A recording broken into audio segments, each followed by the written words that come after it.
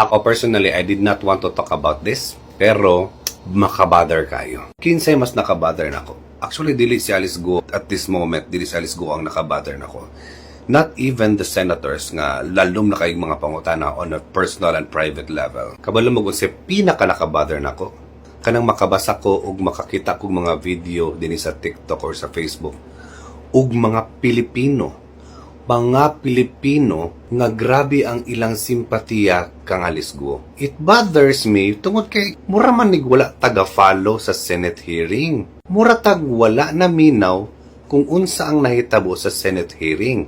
Ni simpatiya ta kang Alice Guo tungod kay luoy na kayo siya kay giratratan siyang pangutana. Luoy na kayo siya kay kahilak ko na kayo siya o nakahilak na kayo siya. Nganong na-bother ko ani?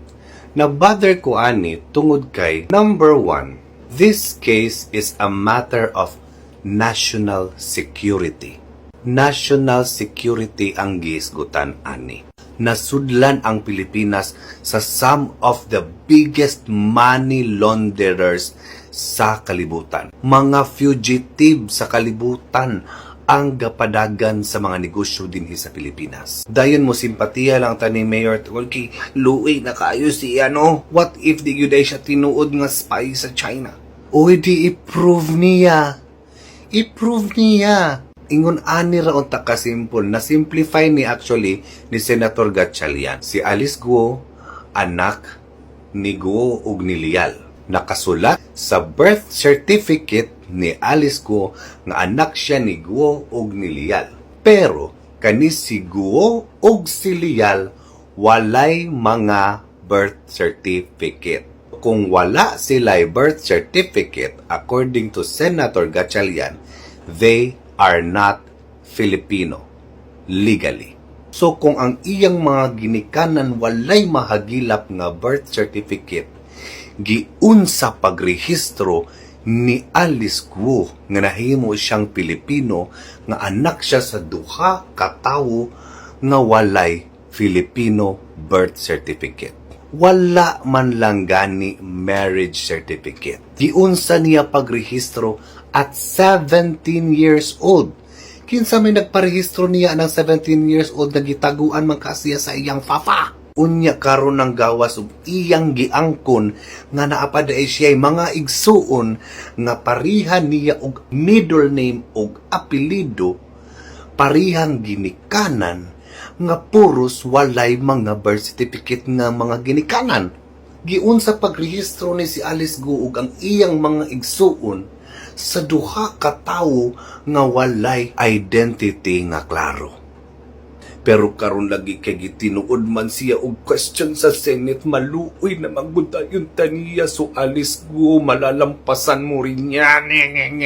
Unyag na nga kuhaan na taong mga importanteng mga impormasyon dinhi sa atong nasod.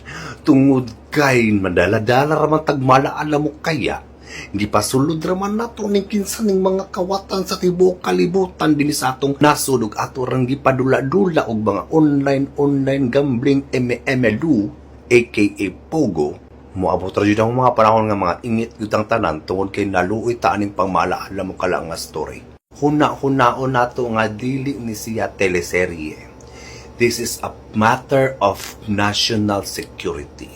This is a national issue.